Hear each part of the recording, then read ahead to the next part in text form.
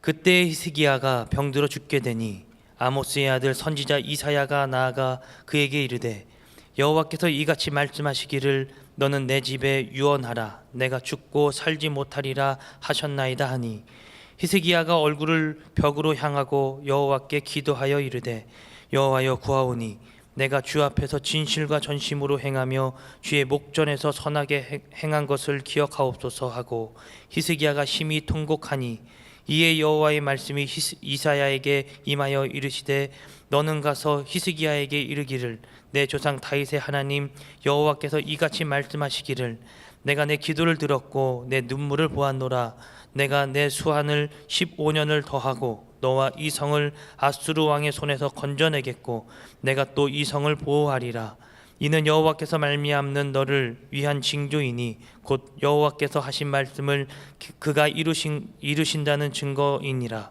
보라 아하스의 해시계에 나아갔던 해 그림자를 뒤로 10도를 물러가게 하리라 하셨다 하라 하시더니 이에 해시계에 나아갔던 해의 그림자가 10도를 물러가니라. 이제 오늘 본문을 보면 히스기야 왕이 왕으로서 많은 재물을 가지고 또 한 나라를 이렇게 쥐고 흔들 수 있는 그런 엄청난 권력이 있었고 또 나라 안팎에 이렇게 모든 명의들 또 아주 의술이 뛰어난 그런 명의들이 있었고 그 밖에 모든 인간의 지식과 또 기술을 가지고도 또 이제 속수무책으로 죽어가던 히스기야 왕은 마지막으로 이제 하나님의 음성에 기대를 걸었는데 그나마 이사야 선지자가 사형 선고를 내리니까 그 심정이 아주 오죽했겠습니까? 그래서 이제 왕의 권한으로 그런 말을 하는 이사야를 해칠 수도 있음에도 불구하고 오히려 히스기야 왕은 엄숙하고 또 이제 진지하게 이사야의 말을 순순히 받아들이게 됩니다. 그런 그 절망적인 이사야가 전하는 말을 하나님의 말씀으로 이렇게 히스기야 왕이 받아들입니다. 역시 또 이제 살 사람은 어딘가 다른 데가 있는 것 같습니다. 그리고 역시 복받을 사람은 복받을 만한 일을 하는 것 같습니다. 히스기야 왕은 자신의 병세를 보아서 죽을 테니 유언이나 남기라는 말로 얼마든지 이사야의 말을 이렇게 받을 수 있었지만 그러나 그 전하는 말을 마지막 말씀으로 이렇게 받아들이는 대신에 그럼에도 불구하고 사형 선고를 받았음에도 불구하고 이제 유언을 하라는 그런 말로 이해하지 않고 그렇게 받아들이지 않고 결사적인 기도의 기회로 삼았던 것입니다.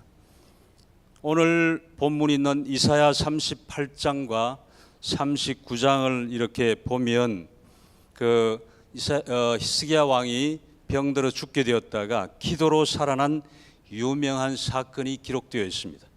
이 본문을 통해 많은 그리스도인들이 히스기야의 생명을 15년 연장해 주신 것처럼 내 병도 고쳐 주실 것을 믿고 이 말씀을 붙잡고 기도합니다.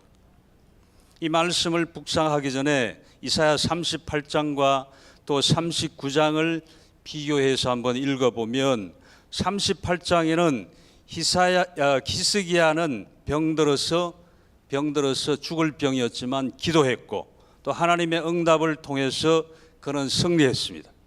그러나 39장에는 이렇게 또 반전이 있습니다. 그렇게 하나님이 생명을 15년 연장해 주셨음에도 불구하고 이제 기도가 없어요. 그래서 바벨론 사절단들에게 무기고와 자기들의 이제 보물고를 이렇게 다 보여줍니다. 그렇게 보여줬다가 바벨론에 의해서 멸망을 당하고 마는 것입니다. 따라서 본문은 기도하면 성공이요 기도하지 않으면 실패라는 메시지를 전한다고 또 생각할 수도 있습니다. 그러나 본문이 말씀하는 어떤 핵심적인 메시지는 그것이 아니고 하나님의 주권입니다. 하나님의 주권. 모든 것은 하나님의 손안에 있다. 그러니까 하나님의 주권이 주요 메시지라는 것입니다. 그래서 하나님의 주권에 초점을 맞추고 또 이제 오늘 본문이 말씀하는 중요한 메시지를 한번 같이 이렇게 찾아보기를 원합니다. 인간 사회에 존재하는 모든 사상들은 주권자가 인간 세상 사회에는 많은 사상들이 있습니다. 그 주권자가 누구인가에 따라서 많은 차이를 보여줍니다. 인간 자신이 주권이면 인본주의가 되는 것이고, 또 그리고 유물론인 또 이제 물질이 주인이 되면 공산주의가 되는 것이고, 또 그리고 하나님께서 주권자가 되시면 기독교가 되는 것입니다. 히스기야 왕은 주전 727년에 25세의 나이로 왕위에 즉위해서 14년을 통치했습니다. 그런데 히스기야 왕 이제 재위 14년이 됐을 때 그의 나이가 39세 되던 해에 이제 두 가지 그에게는 큰 사건이 생겼습니다. 하나는 그가 이제 죽을 병에 걸리게 된 것이고, 다른 하나는 아수르 왕 산헤립이 이제 유다 나라를 1차 침공을 해오게 된 것입니다. 그 두 가지 큰 사건이 이제 생겼는데, 그 히스기야 왕의 병은 이제 후세 우리 그 학자들의 추정으로는 피부암으로 추정하고 있습니다. 그 말씀에 근거해서, 왜냐하면 이사야 38장 21절에 보면 이사야 선지자가 한 뭉치 무화과를 취하여 종처에 붙이면 왕이 나으리라고 예언했기 때문입니다. 그러니까 무화과 나무를 취하여서 종기에다가 이렇게 붙이면 히스기야 왕이 나을 것이다, 이렇게 예언했기 때문입니다. 무화과를 종처에 붙이라는 말씀은 피부에 종양이 있었음을 암시하고 있습니다. 이와 같은 질병 때문에 히스기야 왕은 벽을 향해서 통곡하며 기도했고, 결국 하나님의 응답을 받아서 15년의 생명을 그런 연장을 받았던 것입니다. 뿐만 아니라 오늘 본문 6절에 보면 이 6절의 응답도 더불어 받게 됩니다. 너와 이 성을 아수르 왕의 손에서 건져내겠고 내가 또 이 성을 보호하리라. 히스기야 왕이 39세에 만난 두 가지 큰 문제는 하나님의 은혜로 모두 해결을 받게 됐습니다.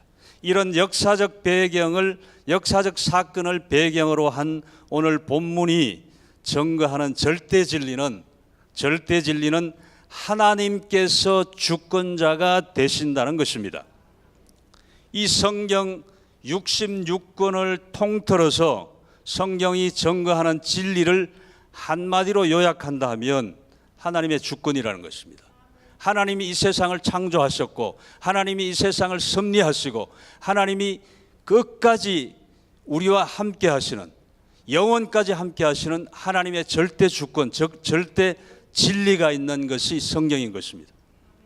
하나님의 주권을 모르는 사람은 성경을 모르는 사람입니다. 오늘은 그래서 하나님께서 주권자이심을 세 가지 측면에서 한번 살펴보면서 같이 은혜를 나누길 원합니다. 첫째로, 하나님은 인간의 생사를 주관하는 분이십니다.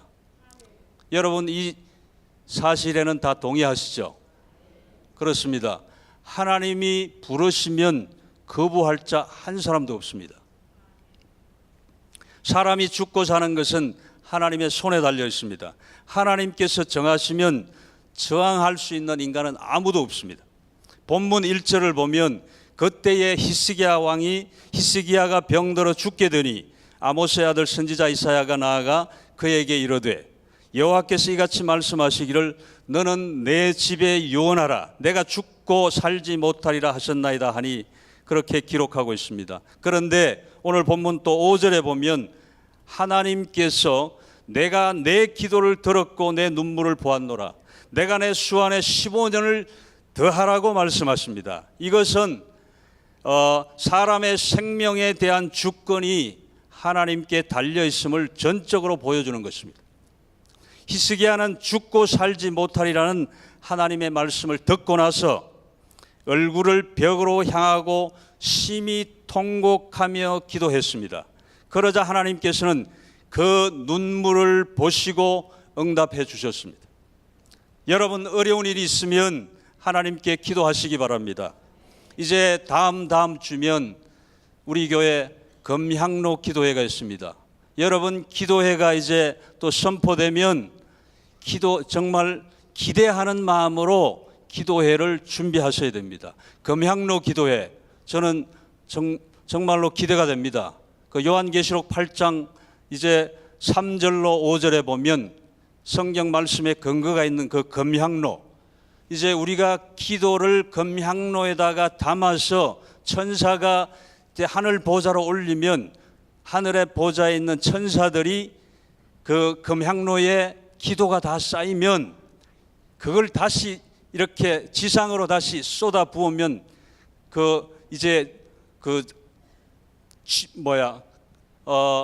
그렇게 되면 그 우레와 같은 그런 하나님의 응답이 있다고 그렇게 말씀하고 있습니다. 그런 것처럼 우리의 기도가 쌓이면 하나님이 그렇게 이제 다시 응답의 불로 쏟아 주시는 것입니다. 그렇기 때문에 우리는 다음 주에 설 연휴를 이렇게 또 은혜롭게 잘 보내시고, 그 다음 주는 금향로 기도회, 새벽 기도회, 우리 모든 성도님들이 자녀들의 또 새 학기를 앞두고 또 모든 성도들이 나오셔서 하나님 앞에 기도의 향을, 기도의 이제 그런 향로에 담아서 하나님께 올려드리면 천사가 하늘 보좌로 올리셔서 그 음향로의 기도가 꽉 차면 다 응답받는 여러분들이 되시기를 바랍니다. 사람이 죽고 사는 것은 하나님 손에 달렸습니다. 그렇습니다. 이제 우리가 사람의 생명에 대한 주권이 하나님께 달려 있음을 우리가 말씀을 통해서 확실히 봤습니다. 히스기야는 죽고 살지 못하리라는 하나님의 말씀을 듣고 나서 얼굴을 이제 벽으로 향해서 통곡했기 때문에 하나님이 그 기도를 응답해 주신 것처럼 여러분들도 어떤 어려움이 있거나 또 어떤 고난이 있을 때 세상의 방법으로만 내가 해결하려 하지 마시고 하나님 앞에 히스기야처럼 통곡하며 기도하시면 하나님께서 반드시 응답해 주실 줄로 믿습니다. 히스기야는 15년만 더 살게 해 주시라고 기도한 것이 아니라 오셔서 나의 도움이 되어 주시라고 기도했음을 우리는 눈여겨봐야 됩니다. 그 말씀이 이제 본문 3절에 보면 이르되 여호와여 구하오니 내가 주 앞에서 진실과 전심으로 행하며 주의 목전에서 선하게 행한 것을 기억하옵소서. 그리고 이제 또 14절에 보면 나는 제비같이 학같이 지적이며 비둘기같이 슬피 울며 내 눈이 쇠하도록 앙망하나이다. 여호와여 내가 압제를 받사오니 나의 중보가 되옵소서. 그러니까 이렇게 기도했습니다. 그러니까 단순히 내가 이게 육신의 생명만 더 연장해달라는 그런 기도가 아니라 나의 도움이 되어주셔서 내가 유다 나라를 잘 통치할 수 있도록 나라와 민족을 위해서 그렇게 기도했더니 하나님께서 기도를 들어 응답해 주신 것입니다. 사람이 죽고 사는 문제는 신비하여서 우리가 해결할 수 없는 하나님의 손에 달린 문제인 것입니다. 사람이 죽고 사는 것은 하나님의 신비입니다. 주권에 속한 일이라는 사실을 인정하여서 여러분 자신이나 또 이웃의 어떤 죽음에 대해서 판단하지 말아야 되는 것입니다. 여러분 중에는 사랑하는 가족을 먼저 하나님께 보낸 분들도 있을 것입니다. 그러나 사람의 수명이 그 사람의 질을 보여주는 결정적인 요인은 아닌 것입니다. 짧은 생애를 산 사람 중에도 하나님께서 귀하게 인정하시는 인생이 있는가 하면 그렇지 못한 못한 사람도 있습니다. 우리나라 이제 개화기에 복음이 들어올 때 130여 년 전에 조선의 최초로 성경을 전해주고 순교한 토마스 선교사님은 27살의 꽃다운 나이로 순교당했지만 그의 죽음 뒤에 비로소 이 암흑 같은 조선 땅에 복음의 문이 활짝 열리게 된 것입니다. 또한 존 하바드라는 영국 사람은 28세에 미국에 건너가서 1년 동안 목회를 하다가 폐병에 걸려 죽고 말았습니다.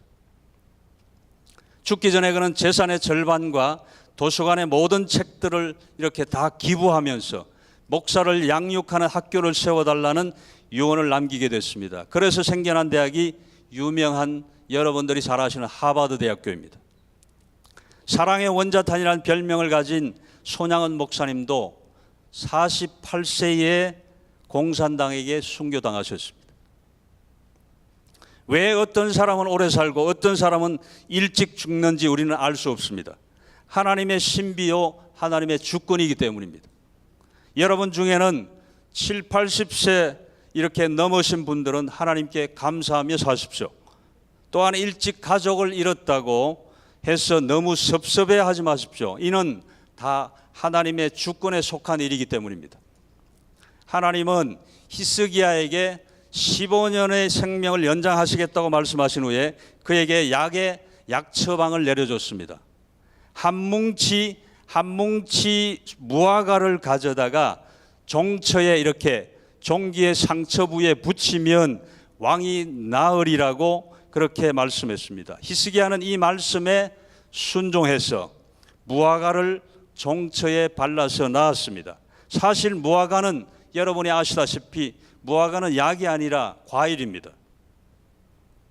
그러나 이것이 하나님의 치유 방법이기 때문에 히스기야가 순종한 것입니다. 만약 히스기야가 순종하지 않았다면 죽었을 것입니다.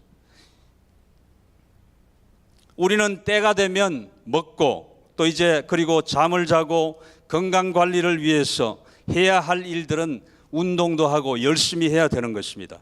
그런 가운데 하나님의 뜻이 이루어집니다. 우리는 운명론자가 아닙니다. 하나님께서 섭리하심을 믿는 우리 기독교인은 섭리론자인 것입니다. 섭리론자는 운명론자처럼 이제 아무것도 하지 않고 게으름을 피우거나 그런 우를 범하지 않는 것입니다. 그러니까 운명론자들은 기독교인들 중에서 이단에서는 또 이제 지구가 언제 멸망한다. 그렇게 우리는 다른 일을 할 필요가 없다. 그렇게 산속에 모여서 공동체 생활을 하는 그런 운명론자들, 그런 우를 범하고 있습니다. 우리는 절대로 그런 데 현혹되어서는 안 되는 것입니다. 죽고 사는 것은 하나님께 달려 있으므로 우리는 거기에 신경 쓰지 말고 하루에 1시간을 살더라도 내가 하나님의 목적대로 그렇게 따라 살아야 되는 것입니다. 사도 바울은 로마서 14장 8절에서 우리가 살아도 주를 위하여 살고 죽어도 주를 위하여 죽나니 그러므로 사나 죽으나 우리가 주의 것이로라고 말씀하고 있습니다. 살아도 죽어도 내 자신과 돈과 명예를 위하여 사는 사람은 참된 주권자를 모르는 인생입니다. 하나님께서 생사화복의 주권자이시므로 사나 죽으나 우리는 주의 것이라는 인생관을 가지고 사는 여러분들이 되시기를 바랍니다. 이것이 인간의 본분입니다. 이와 같은 인생관을 가지고 사는 사람이 이 땅에서 사는 현세와 또 그리고 이제 나중에 우리가 장착할 내세에서도 복된 인생을 누리며 사는 인생인 줄로 믿습니다. 하나님은 통곡의 기도를 반드시 들으십니다. 예수님은 애통하는 자는 복이 있나니 위로를 얻을 것이라고 하였습니다. 눈물로 씨를 뿌리는 자는 기쁨으로 단을 거두리라고 하였습니다. 사람들 앞에서 우는 것은 매우 추합니다. 하나님 앞에서 우는 것은 아름답습니다. 한나는 자식이 없었습니다. 첫 번인나에게 많은 인간적인 모욕을 당하고 무시를 당했습니다. 그래서 한나는 성전으로 가서 이렇게 제사장의 오해를 받으면서까지 하나님 앞에 눈물로 기도했습니다. 하나님은 그의 기도를 들으시고 사무엘을 주셨습니다. 예수님은 십자가를 앞두고 통곡하며 눈물로 기도했습니다. 하나님은 예수님의 기도를 들으시고 십자가를 끝까지 감당하도록 도와주셨습니다. 그리고 예수님을 다시 살려주셨습니다. 예수님은 나사로가 죽었을 때도 울며 기도하셨습니다. 하나님은 예수님의 눈물을 보시고 죽은 지 나흘 되는 나사로를 살려주셨습니다. 예수님은 예루살렘의 멸망을 생각하며 눈물을 흘리셨습니다. 하나님은 예수님의 기도를 들으시고 예수님의 예루살렘의 회복을 이루어 주셨습니다. 다윗은 그리고 밧세바와 범죄하고 눈물로 침상을 적시며 회개했습니다. 하나님은 다윗의 기도를 들으시고 다윗의 죄를 용서해 주셨습니다. 하나님은 우리의 눈물을 보시고 우리의 통곡의 기도를 반드시 들으십니다. 그리고 이제 두 번째로는 하나님의 주권, 하나님은 자연 세계를 주관하는 분이십니다. 그렇습니다. 생물이든 무생물이든 하나님께서 명하시면 다 하나님의 말씀에 순종하십니다. 홍해 보고 이렇게 갈라지라고 하니까 홍해가 갈라졌습니다. 또한 먼지들을 보고 이가 되라고 하니까 먼지가 이로 변해서 애굽 백성들을 괴롭혔습니다. 뿐만 아니라 개구리들에게도 명하니까 개구리들이 애굽 전역에 올라가서 사람들을 괴롭혔습니다. 그리고 오늘 본문의 8절에 보면 이제 해그림자를 뒤로 10도 물러가게 했습니다. 그러니까 자연세계를 하나님께서 명령하시면 자연세계 만물들도 하나님의 말씀에 100% 순종한다는 거예요. 신약 성경에도 이와 같은 기적은 동일하게 나타납니다. 동방 박사들이 베들레헴으로 가는 길을 알지 못했을 때 하나님께서 한 별을 이렇게 준비하셔서 동방 박사들이 이제 그 별이 예수님 태어나신 곳으로 인도하게 하셨습니다. 또한 예수님께서 바람과 바다가 잠잠해질 것을 명하시자 물결이 잔잔해졌습니다. 이처럼 세상에 존재하는 모든 생물과 무생물은 하나님께서 명하실 때 100% 순종합니다. 단 하나님께서 명하셔도 불순종하는 존재는 오직 인간밖에 없습니다. 하나님은 자연계의 주권자이시기 때문에 자연계에 일어나는 일도 결코 우연은 없습니다. 기독교 역사를 살펴보면 우리는 아주 중요한 사건 하나를 발견할 수 있습니다. 1588년 스페인의 무적 함대가 영국을 침공한 사건입니다. 기독교사에서 아주 중요한 사건입니다. 그 당시 영국을 다스리던 왕은 엘리자베스 여왕인데 엘리자베스 여왕은 1559년에 저기에서 1603년까지 영국을 통치했는데 그녀의 통치 기간에는 영국의 개신교가 이제 영국이 개신교 국가로서의 어떤 면모를 갖추어가는 그런 기간이었습니다. 그런데 스페인은 반면에 카톨릭 국가였기 때문에 스페인과 영국 사이에 갈등이 생겨났습니다. 그래서 결국 무적 함대라고 불리던 알마다가 영국을 침공한 것입니다. 스페인의 병력은 무려 함대 130척과 군인이 무려 3만 명이었습니다.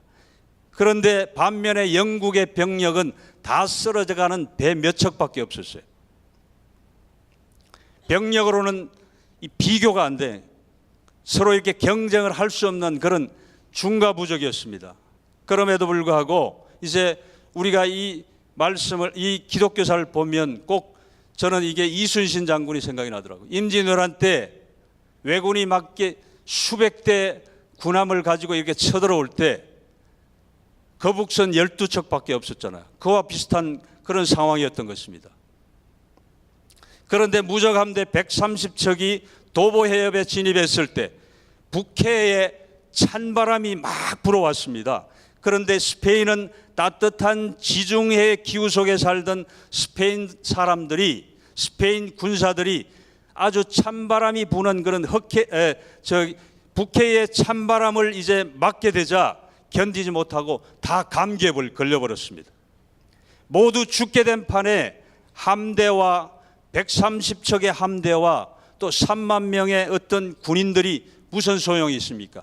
다 감기에 걸려가지고 죽게 됐습니다. 결국 3만 명의 스페인 군대와 무적 함대는 도보 해협에서 전멸당하고 영국이 승리하게 됐습니다.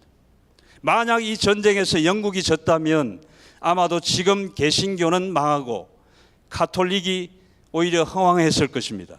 하나님께서 그렇게 주권적으로 만드신 것입니다. 하나님께서 북해 바람을 명하여서 도보 해협으로 이제 불게 하시고 무적 함대를 망하게 하신 것입니다. 여러분의 생애에도 바람과 폭풍과 비가 여러분을 돕는 복된 인생이 되시기를 주님의 이름으로 축원합니다. 그리고 이제 세 번째로는 하나님은 역사를 주관하시는 분이십니다. 바벨론은 본래 아수르의 속국이었습니다. 모로닥 발라딘이라는 왕이 아수르와 싸워서 독립을 이룬 신흥 독립국이었습니다. 처음에는 이제 신흥 독립국으로 아주 작은 나라였음에도 불구하고, 그런데 히스기야 왕이 죽을 병에서 낫고 또 아수르를 물리쳤다는 소식이 바벨론에 들리자 바벨론 왕은 히스기야에게 이제 사절단을 보냅니다.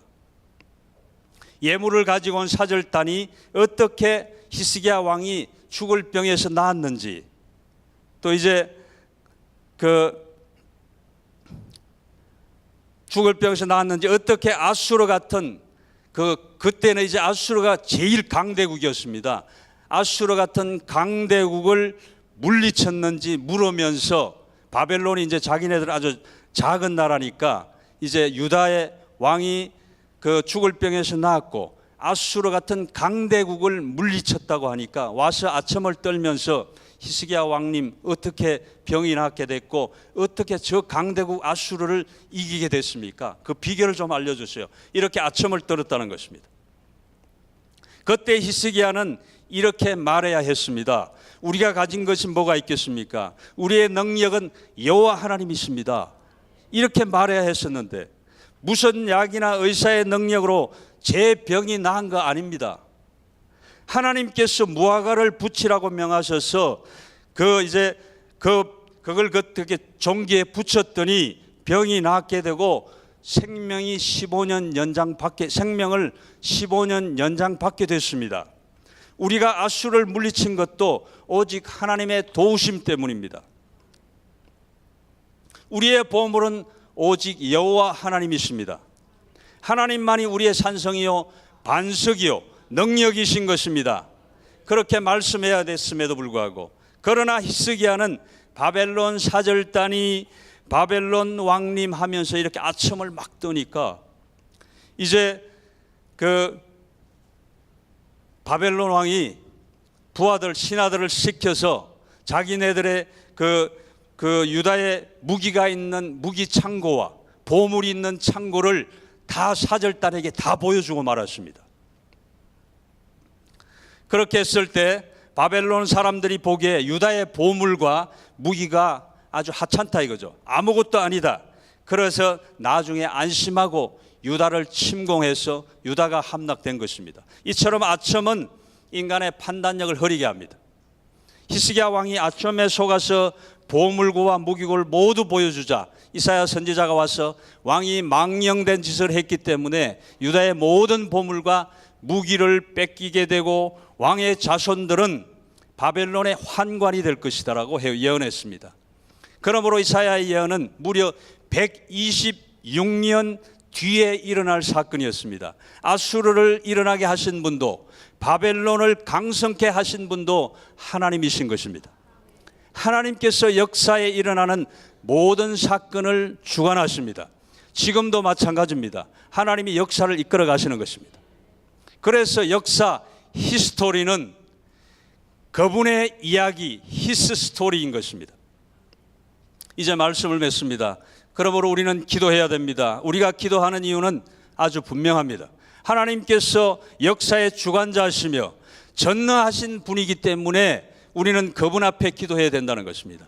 하나님께서 무능하시다면 우리는 그분 앞에 기도할 필요가 없습니다. 그러나 주권자이시며 전능하신 하나님께서 기도에 응답하시기 때문에 우리는 기도해야만 됩니다. 만약에 여러분이 만약에 지금 청와대에 계신 대통령과 직통전화가 가능하다고 한번 상상을 해보십시오. 그렇게만 되는 관계라 그러면 우리가 이 세상을 살아가는데 지금 현 정권 하에서는 뭐 이렇게 겁날 거 하나도 없습니다. 두려울 거 없습니다. 걱정이 없습니다. 사람 한 사람만 잘 알아도 우리는 그렇게 떵떵거리고 내가 자신만만하게 살아갈 수 있는데, 우리는 천지 만물을 지으신 여호와 하나님이 내 아버지임에도 불구하고 내 인생에 무슨 작은 문제라도 생기면 머리를 박고 이렇게 사람 앞에 가서 조아리게 되고 사람 앞에 가서 울게 되고 그런다는 것이에요. 우리는 그렇게 이제 하지 말고 이제는 만군의 여호와 하나님은 내 아버지 앞에 가서 우는 여러분들이 되시기를 바랍니다. 또한 우리는 사나 죽으나 주를 위해 살아야 됩니다. 나만을 위해 사는 이기심은 당장은 좋은 것 같아도 결국 죽고 나면 아무것도 남지 않는 헛된 인생입니다.